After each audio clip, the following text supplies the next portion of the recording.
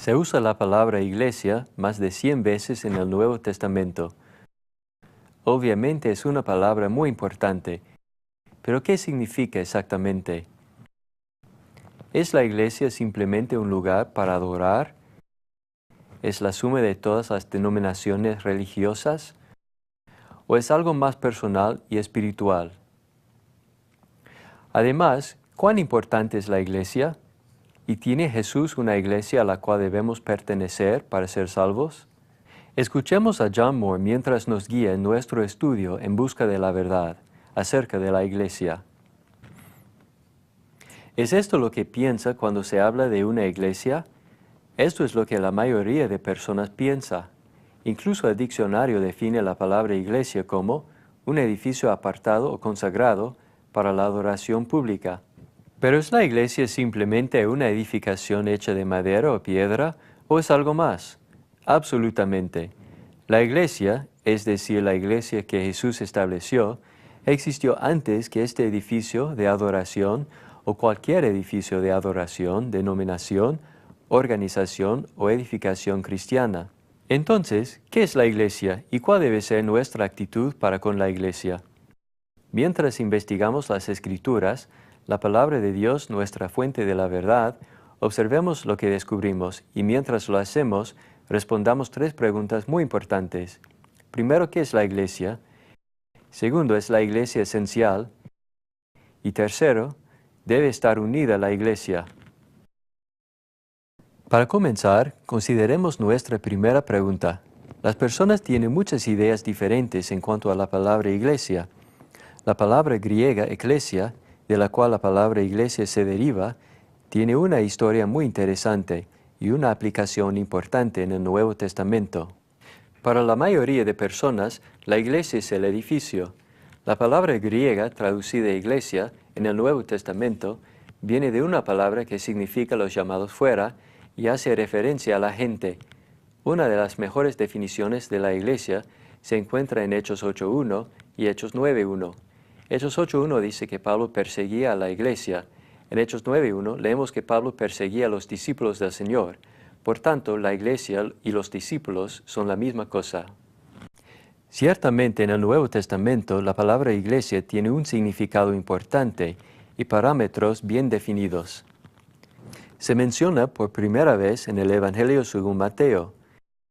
En el capítulo 16 de este grandioso libro, vemos que el apóstol Pedro proclamó a Jesús como el Cristo y el Hijo de Dios.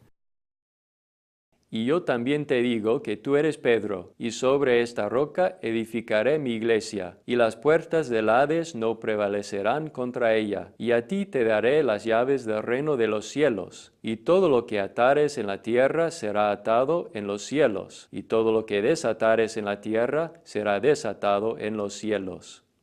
Al buscar el significado de la palabra iglesia, notemos primeramente que Cristo realmente tiene una iglesia. Segundo, notemos que Jesús es el edificador de la iglesia. Tercero, notemos que Pedro y el resto de los apóstoles recibieron las llaves del reino. Necesitamos saber que las llaves simbolizan autoridad. Aproximadamente 1 año después de que el Señor prometió edificar su iglesia, vemos que Pedro y los otros apóstoles usaron las llaves de autoridad para abrir las puertas del reino al establecer la iglesia. Este evento tomó lugar el mismo día de la celebración judía del Pentecostés, y el inspirado escritor Lucas lo registró en Hechos 2. Cuando leemos este capítulo, vemos que los 12 apóstoles recibieron poder de lo alto cuando el Espíritu Santo cayó sobre ellos, mientras esperaban en una casa en Jerusalén. Aunque no habían aprendido los dialectos e idiomas que Hechos 2, 9 a 11 menciona, los apóstoles pudieron predicar el Evangelio de Cristo en varias lenguas humanas a aquellos individuos representados por una variedad de grupos étnicos y nacionales. Este mensaje del Evangelio consistió de una referencia a las profecías del Antiguo Testamento concerniente al Espíritu Santo, un resumen de las credenciales del Señor, un mensaje acerca del significado de la muerte, sepultura y resurrección de Cristo, y la revelación de la exaltación de Jesús al trono de David. Al oír este sermón, las almas sinceras y con conciencias remordidas que necesitaban salvación, clamaron con fe preguntando: «Varones hermanos, ¿qué haremos?». Aquí está lo que Pedro les dijo que hicieran para obtener la remisión o perdón de los pecados. «Arrepentíos y bautícese cada uno de vosotros en el nombre de Jesucristo para perdón de los pecados, y recibiréis el don del Espíritu Santo, porque para vosotros es la promesa, y para vuestros hijos, y para todos los que están lejos, para cuantos el Señor nuestro Dios llamare». Aquí descubrimos que después de oír el mensaje de Pedro y aceptar ese mensaje, los que quisieron ser salvos fueron bautizados. Pero luego, ¿de qué llegaron a ser parte? ¿Se unieron a una denominación los que fueron bautizados? No, porque no existía ninguna en ese tiempo. ¿Qué pasó? Y con otras muchas palabras testificaba y les exhortaba, diciendo: «Sed salvos de esta perversa generación». Así que los que recibieron su palabra fueron bautizados, y se añadieron aquel día como 3,000 personas. Y perseverando unánimes cada día en el templo, y partiendo el pan en las casas, comían juntos con alegría y sencillez de corazón, alabando a Dios y teniendo favor con todo el pueblo. Y el Señor añadía cada día a la iglesia los que habían de ser salvos. Los que fueron bautizados fueron añadidos al número de los salvos, y los salvos fueron añadidos a la iglesia. Ellos no se unieron a la iglesia de su elección, tampoco llegaron a ser parte de una denominación, ya que, como puede notar, no existía ninguna en ese tiempo.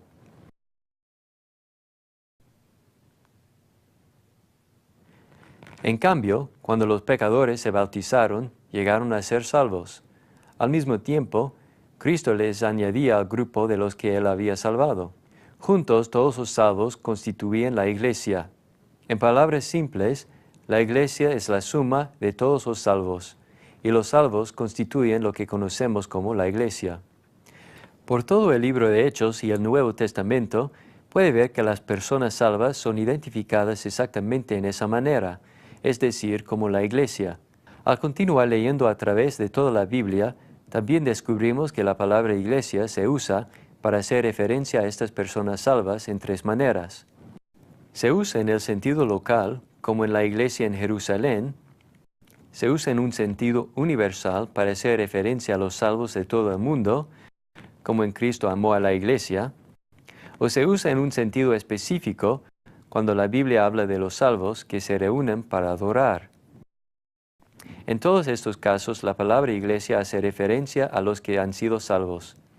La Escritura identifica a estas personas salvas con varios términos significativos y descriptivos. Estos términos nos ayudan a entender la naturaleza y el trabajo de los salvos, la iglesia. Por ejemplo, se conoce a los salvos como la iglesia, ya que la palabra griega para iglesia revela que son los llamados fuera del mundo, de las tinieblas, para entrar a la luz espiritual de Dios. También se les llama el reino, porque cuando pensamos en un reino, usualmente pensamos en un rey y en ciudadanos reales que son siervos en ese reino. Como personas salvas, los cristianos viven bajo el reinado de Jesús. Están bajo el reinado y dominio del Rey Cristo. Además de conocerles como el reino, también se conoce a los salvos como el templo. En las culturas paganas se piensa usualmente que los templos son los lugares de morada o las casas de los dioses. En la Biblia aprendemos que el único Dios vivo y verdadero mora en la iglesia. Su Espíritu Santo hace su morada en cada cristiano. Pero también se conoce a los salvos como la familia de Dios. En el Nuevo Testamento, la palabra familia a menudo hace referencia a una institución compuesta de un padre, una madre, hermanos y hermanas.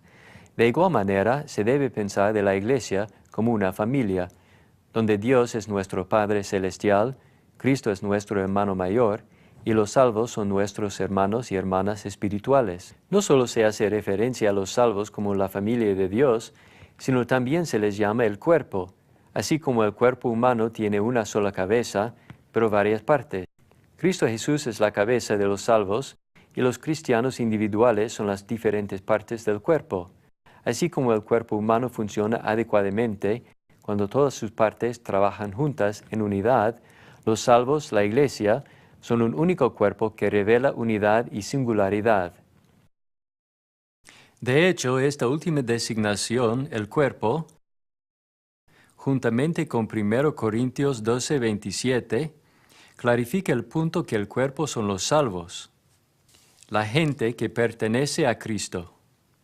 Escuche lo que Pablo escribió en los siguientes pasajes. Cumplo en mi carne lo que falta las aflicciones de Cristo por su cuerpo, que es la Iglesia. Vosotros, pues, sois el cuerpo de Cristo y miembros cada uno en particular. Sí, mi amigo, el cuerpo y la Iglesia son lo mismo.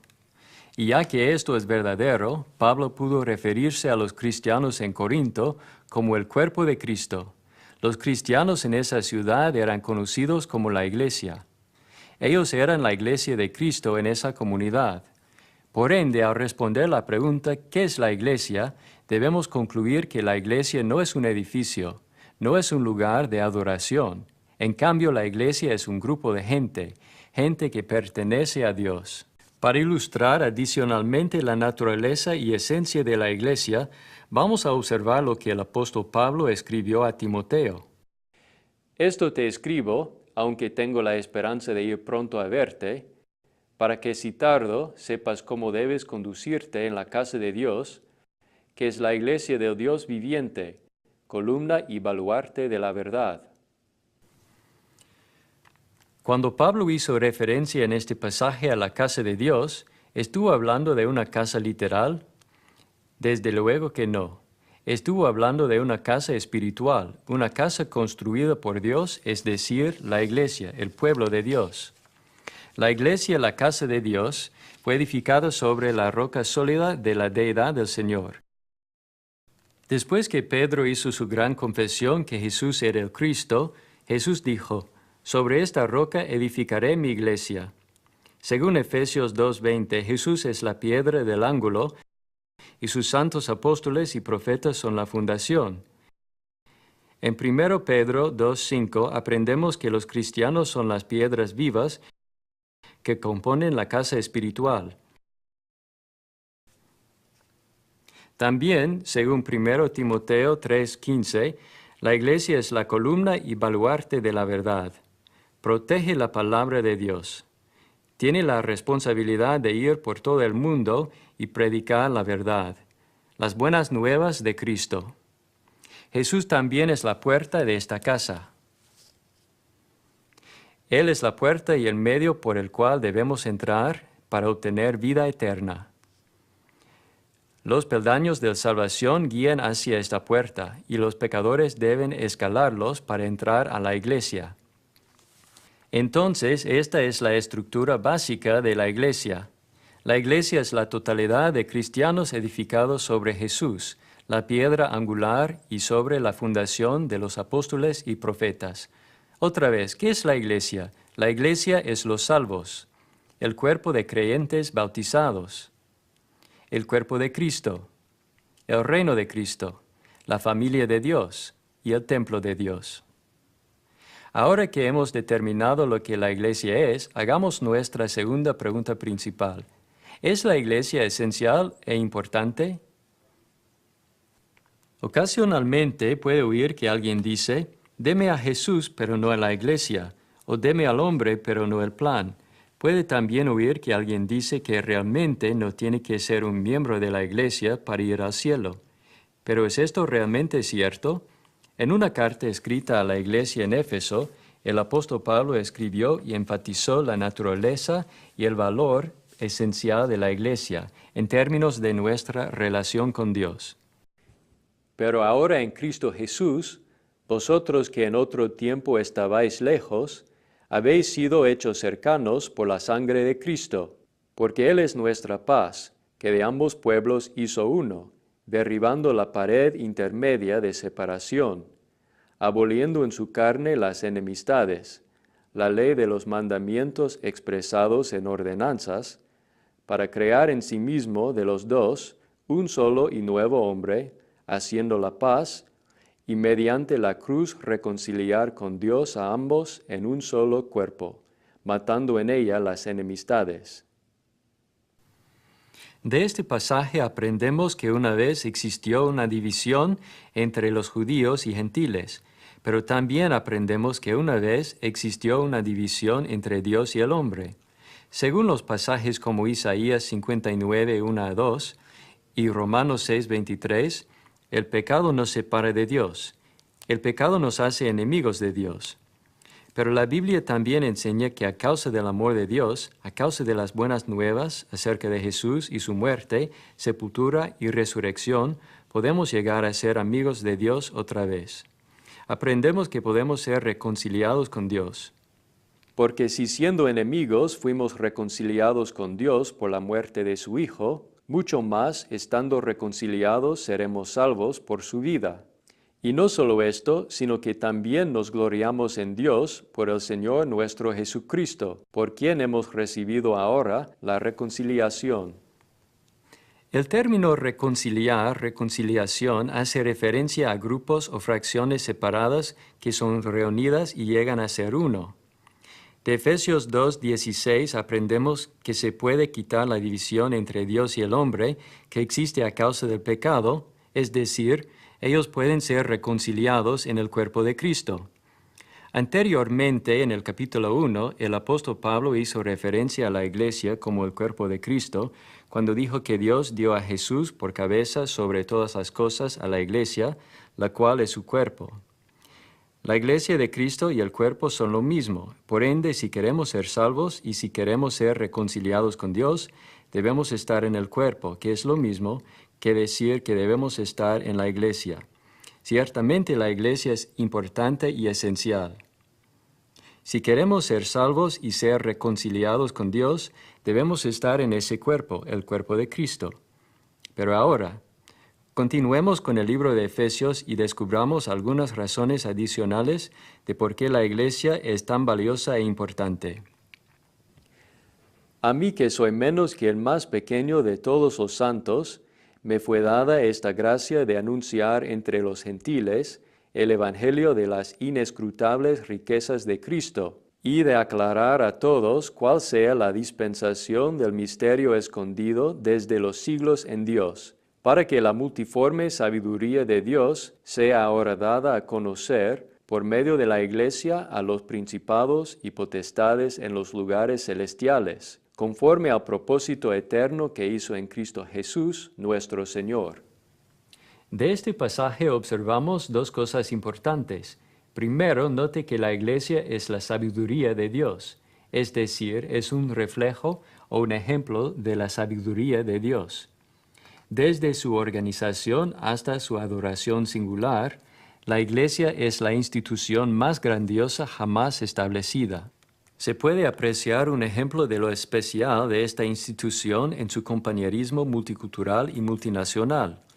Se puede entender mejor esta relación única al considerar el trasfondo de lo que leímos antes en cuanto a la división que existía entre los judíos y gentiles. En Efesios 2:14, Pablo aludió a esta división cuando habló de una pared intermedia de separación. En un sentido, la pared que Pablo mencionó en Efesios 2:14 fue una pared literal. Se había levantado esta pared en el complejo del templo herodiano. Se la había diseñado para prevenir que los gentiles entraran al santuario del templo y a sus patios internos. Lo que debemos entender es que a los gentiles no se les ofrecía ni se les extendía compañerismo verdadero como resultado de esta barrera. Esta pared era símbolo del hecho de que a los gentiles no se les había dado un igual acceso a Dios y a sus bendiciones espirituales bajo el antiguo pacto. Los profetas del Antiguo Testamento, Isaías y Daniel, habían predicho la erradicación de esta división. Ambos habían profetizado acerca del plan de Dios de erradicar esa pared para poner término a la división entre los judíos y gentiles a través de la muerte de Cristo en la cruz y por medio del reino de Dios, la Iglesia. En Efesios 2, Pablo expresó la idea que se había removido esta pared intermedia de separación a través de la obra redentora de Jesucristo. Ahora los judíos y gentiles tienen igual acceso a las bendiciones espirituales y a las promesas de Dios, sin tener en cuenta la nacionalidad, clase social, afiliación política, nivel educacional o género. Todos podemos tener acceso a Dios por medio del cuerpo de Cristo. Entonces, esta iglesia es un organismo que incluye a toda la gente y que se vela por encima de la nacionalidad y la etnia. Ya que es el reino de Dios, la iglesia consiste de gente de todo el mundo. O como Isaías declaró, correrán a él todas las naciones. Hoy, cuando alguien, a través de la fe en Jesús, se bautiza en Cristo, es revestido de Cristo y llega a ser parte de una familia donde no existen paredes divisorias de nacionalidad o estatus social.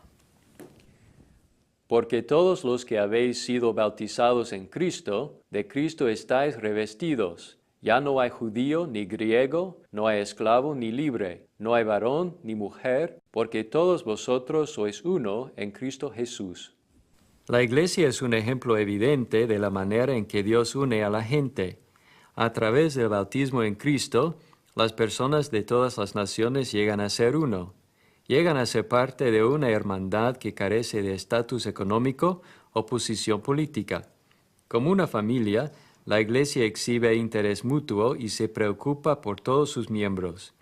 Según la Biblia, la iglesia es un ambiente donde existe un corazón común y un espíritu de amor. La iglesia es un refugio de felicidad y buena voluntad, especialmente para aquellos cuyas familias les han abandonado o tratado mal. La iglesia está compuesta de muchos hermanos, hermanas, padres y madres que acogen y cuidan de sus hijos espirituales. La iglesia realmente refleja la multiforme sabiduría de Dios.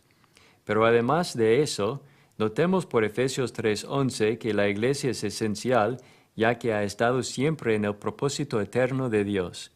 El establecimiento de la iglesia estuvo de acuerdo al plan eterno de Dios. Estuvo en la mente de Dios antes que el mundo fuera creado. A diferencia de lo que algunos han propuesto erróneamente, la iglesia no es una ocurrencia posterior o una decisión de último momento que el Señor hizo cuando supuestamente no pudo establecer un reino terrenal. Como aprendimos anteriormente, la iglesia y el reino son lo mismo. Este reino fue planeado por Dios, anunciado por los profetas, predicho por Jesús y establecido por Dios. Todo esto se realizó según un plan maestro que se cumplió en el primer siglo y que todavía se realiza hoy. Como la Biblia revela, este reino estuvo en existencia durante el primer siglo. En estos pasajes, leemos que los escritores de la Biblia hablaron como si el reino estuviera en existencia durante su vida. Según el profeta Daniel, el reino debía ser establecido durante el tiempo del Imperio Romano. Y en los días de esos reyes, el Dios del cielo levantará un reino que no será jamás destruido, ni será el reino dejado a otro pueblo. Desmenuzará y consumirá a todos estos reinos, pero él permanecerá para siempre. Por el contexto de este pasaje, aprendemos que la frase «en los días de estos reyes» hace referencia al Imperio Romano. Daniel había profetizado que 4 imperios mundiales sucesivos controlarían la región de Palestina. La Iglesia de Cristo, o el Reino de Dios, fue establecido durante el Cuarto Imperio, el cual la historia registra como el Imperio Romano con sus emperadores o reyes. Investiguemos adicionalmente el libro de Efesios y veamos algo más acerca de la naturaleza y el valor esencia de la Iglesia de Dios. Porque el marido es cabeza de la mujer, así como Cristo es cabeza de la Iglesia, la cual es su cuerpo y Él es su Salvador. Maridos, amad a vuestras mujeres, así como Cristo amó a la Iglesia y se entregó a sí mismo por ella. Este pasaje revela varias verdades hermosas, pero en cuanto a nuestra pregunta acerca de la importancia y valor de la Iglesia, notemos que Jesús ama a la Iglesia y es el Salvador del cuerpo. Amigos, si Cristo es nuestro gran ejemplo y amó a la Iglesia, ¿no deberíamos nosotros también amar a la Iglesia? Absolutamente. La Iglesia de Jesucristo debería ser lo más importante en nuestras vidas. Le pregunto, ¿ama usted a la iglesia de Jesús como Cristo amó a la iglesia? Ya que Cristo amó tanto a la iglesia como para derramar su sangre y morir por ella, ¿no deberíamos querer ser parte de ella? Sí, ya que en 2 de Timoteo 2:10 dice que la salvación está en Cristo. Ya que el cuerpo de Cristo es lo mismo que la iglesia de Cristo, ¿no deberíamos estar en la iglesia para ser salvos? Absolutamente. Debemos estar en el cuerpo de Cristo para ser salvos. Por ende, mi amigo, podemos ver claramente que la iglesia no solamente es importante y valiosa, sino también absolutamente necesaria y esencial. Pero ahora notemos un punto final en la carta de Efesios en cuanto a la iglesia. Esto nos ayudará a responder nuestra última pregunta. Un cuerpo y un espíritu, como fuisteis también llamados en una misma esperanza de vuestra vocación, un Señor, una fe, un bautismo. Después de oír a Pablo, debemos concluir que así como hay solamente un Dios, un espíritu y una fe, también hay solamente un cuerpo.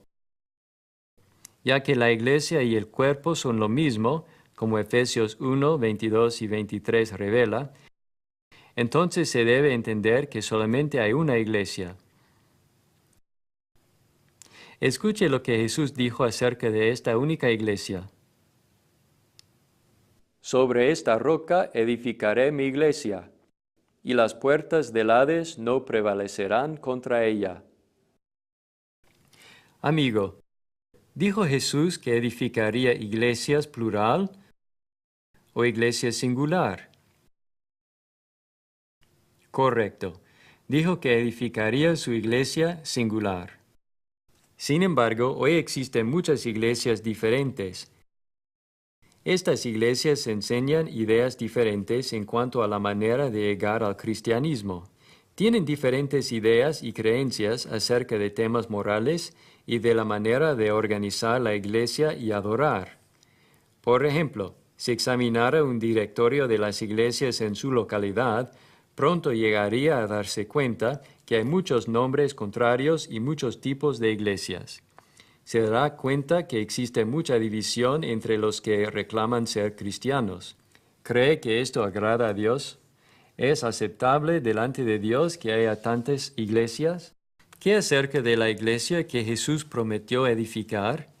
¿Se debería tolerar esta clase de división?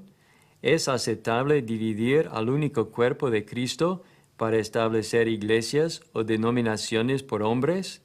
¿Deberían los cristianos separarse entre ellos, llevando nombres diferentes o un nombre peculiar, adoptando doctrinas que la Biblia no enseña, o promoviendo libros de credos, ideas y filosofías que la Biblia no menciona? Respondamos esas preguntas y, en particular, hagamos nuestra tercera pregunta. ¿Debería estar unida la Iglesia? En el mundo moderno existe mucha división entre los que profesan seguir a Jesús. A menudo se racionaliza la aceptación y tolerancia de esta división con la idea conocida como el denominacionalismo. ¿Pero qué es exactamente? Denominacionalismo simplemente significa nombrar algo. Cuando usted se separa y se hace parte de algún grupo, es denominado.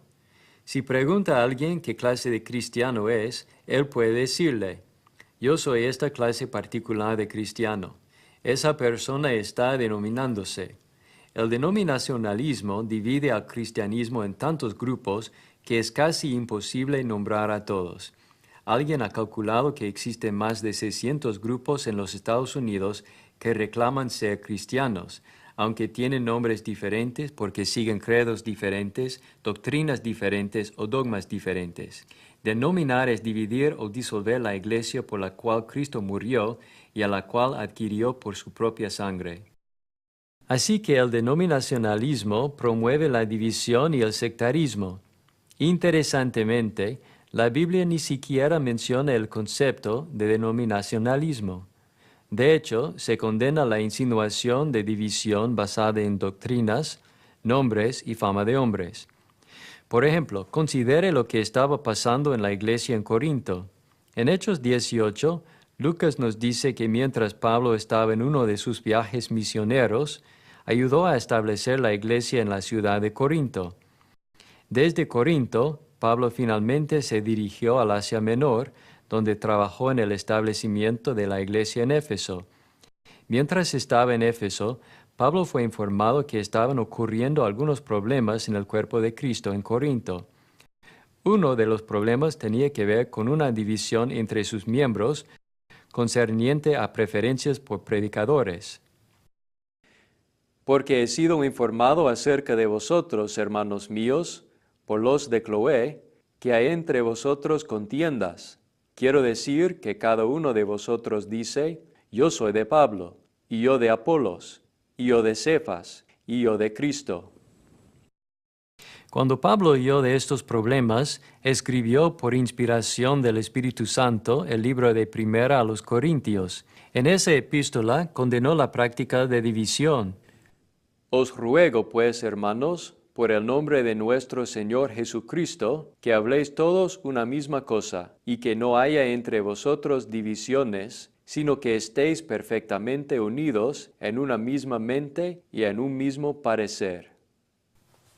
Tristemente, algunos en la iglesia en Corinto habían comenzado a dividirse al preferir a diferentes predicadores.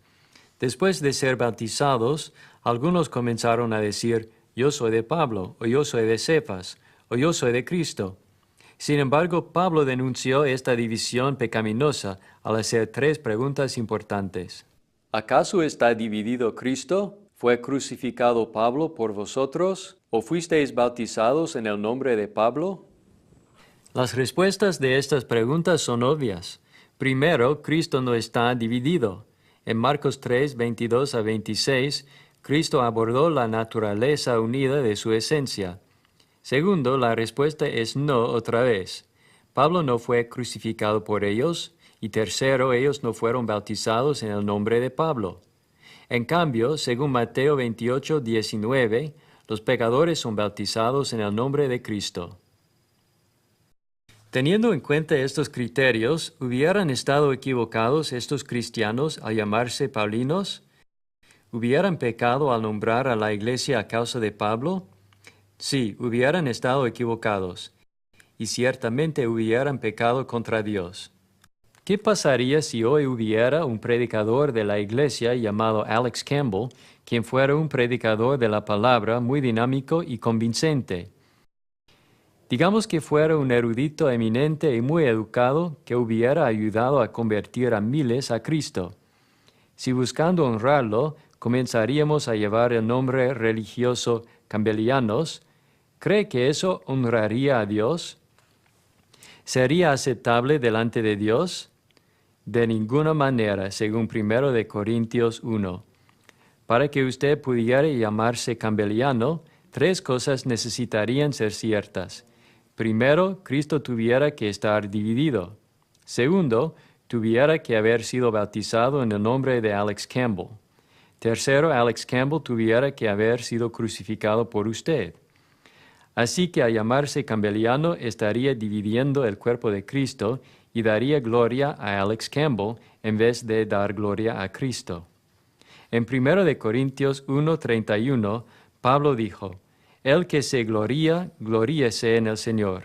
Pedro escribió, pero si alguien sufre por ser cristiano, que no se avergüence, sino que alabe a Dios por llevar el nombre de Cristo, es decir, el nombre cristiano. Amigo, si es incorrecto dividir el cuerpo de Cristo a causa de preferencias por predicadores, ¿no sería incorrecto dividir el cuerpo de Cristo por credos y doctrinas humanas? ¿No sería equivocado dividir el cuerpo de Cristo al adoptar nombres religiosos no autorizados, sea para nosotros mismos o para la congregación? Una iglesia puede no enseñar la misma cosa que otra iglesia, pero según el denominacionalismo, ambas son la iglesia de Cristo.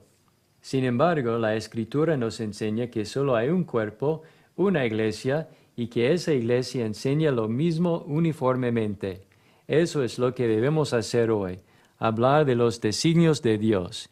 y no diferenciarnos o denominarnos en muchos grupos diferentes. Amigo, el Nuevo Testamento enfatiza repetidamente la unidad de la Iglesia. Por ende, no debemos ser culpables de dividir el cuerpo de Cristo. Jesús mismo oró por la unidad de todos los creyentes. Mas no ruego solamente por estos, sino también por los que han de creer en mí por la palabra de ellos, para que todos sean uno, como tú, oh Padre, en mí y yo en ti, que también ellos sean uno en nosotros, para que el mundo crea que tú me enviaste. Pablo instruyó específicamente a la Iglesia a mantener la unidad del Espíritu en el vínculo de la paz. Yo pues, preso en el Señor, os ruego que andéis como es digno de la vocación con que fuisteis llamados, con toda humildad y mansedumbre, soportándoos con paciencia los unos a los otros en amor, solícitos en guardar la unidad del Espíritu en el vínculo de la paz. Un cuerpo y un espíritu, como fuisteis también llamados, en una misma esperanza de vuestra vocación, un Señor, una fe, un bautismo, un Dios y Padre de todos, el cual es sobre todos y por todos y en todos. Note que no solamente se demanda la unidad, sino también se condena la división y el sectarismo. Note en el siguiente pasaje que se clasifica la división como una obra de la carne que no se debe practicar o tolerar. Y manifiestas son las obras de la carne, que son adulterio, fornicación, inmundicia, lascivia, idolatría, hechicerías, enemistades, pleitos, celos, iras, contiendas, disensiones, herejías, envidias, homicidios, borracheras, orgías y cosas semejantes a estas, acerca de las cuales os amonesto, como ya os lo he dicho antes, que los que practican tales cosas no heredarán el reino de Dios. Sí, se condena la división, como notó hace un momento por medio de pasajes como Efesios 4 y 1 de Corintios 1, debemos esforzarnos por mantener la unidad del cuerpo de Cristo. Debemos hablar las mismas cosas. Debemos estar unidos en una misma mente y en un mismo parecer. Pero para que eso sea una realidad, todos debemos estar dispuestos a renunciar a cualquier cosa que la Biblia no autorice. Debemos renunciar a las prácticas no autorizadas o a los nombres que la Biblia no autoriza. Debemos regresar a la Biblia para encontrar un así dice el Señor para todo lo que hacemos y decimos.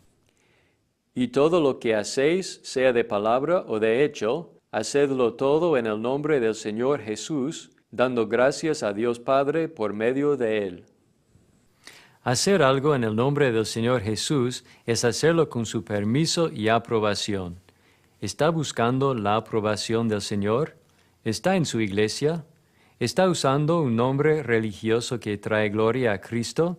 ¿Está viviendo y adorando de la manera que Cristo autoriza y por ende de la manera que es aceptable delante de Él?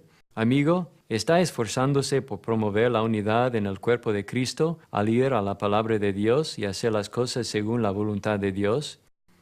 Sería completamente maravilloso que los que buscan sinceramente la verdad en todo lugar renunciaran a los nombres religiosos humanos, abandonaran sus libros de credos, confesiones de fe y toda práctica no bíblica y llegaran a ser solamente miembros de la Iglesia de Cristo que el Nuevo Testamento describe. Amigo, esto sería maravilloso, y nosotros deberíamos esforzarnos para que esto sea una realidad. Por tanto, al responder nuestra tercera pregunta, ¿debería estar unida la Iglesia? Debemos responder con un rotundo sí.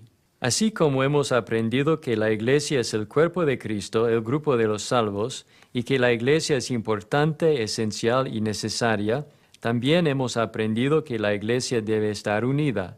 Estas tres verdades son fundamentales para la fe. Son una parte del Evangelio bendito de Cristo. Son una parte de la verdad, la palabra de Dios, la cual puede librarnos de los grilletes de las prácticas religiosas falsas y las iglesias humanas. De hecho, mi esperanza es que usted aceptará y obedecerá la verdad en cuanto a lo que la Biblia enseña acerca de la iglesia que Jesús estableció.